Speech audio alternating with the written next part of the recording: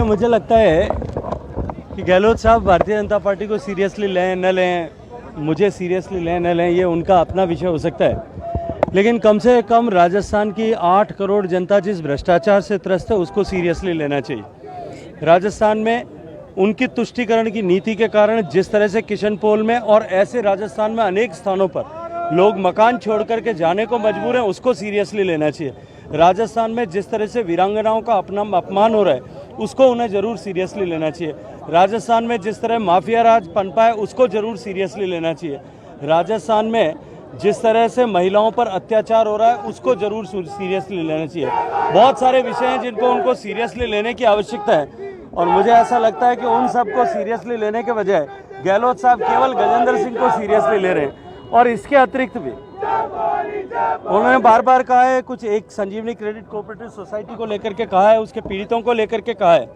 राजस्थान में सबसे बड़ी क्रेडिट कोऑपरेटिव सोसाइटी जो फेल हुई वो आदर्श क्रेडिट कोऑपरेटिव सोसाइटी, 20 लाख उसके इन्वेस्टर्स हैं और ऐसी 14 क्रेडिट कोऑपरेटिव सोसाइटीज़ हैं, उनके निवेशकों को भी सीरियसली लेना चाहिए।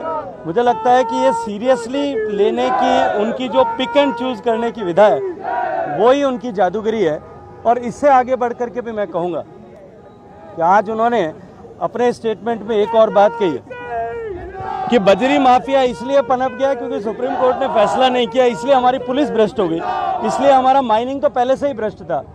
मैं उनसे कहना चाहता हूं कि वो सीरियसली इस विषय को लें और 4 साल तक 4.5 साल तक केवल कुर्सी बचाने के जो है उसी उपक्रम में न लगे रह करके अगर उन्होंने राजस्थान को सीरियसली लिया होता, लॉ एंड ऑर्डर को सीरियसली लिया होता, राजस्थान में भ्रष्टाचार को बढ़ने से रोका होता, तो आज ये कहने की मजबूरी और मायूसी नहीं होती कि राजस्थान की पुलिस सुप्रीम कोर्ट के डिले के कारण भ्रष्ट हो गई। तुमको राजस्थान ने जनता सरकार में इसलिए नहीं बिठाया था, सत्ता की कुर्सी पे इसलिए नहीं बिठाया था कि अंततः अपने विफलताओं का ठीकरा कभी भारतीय जनता पार्टी पर, कभी केंद्र सरकार पर, कभी कोर्ट पर, कभी सुप्रीम कोर्ट पर और कभी किसी और पर फोड़ो।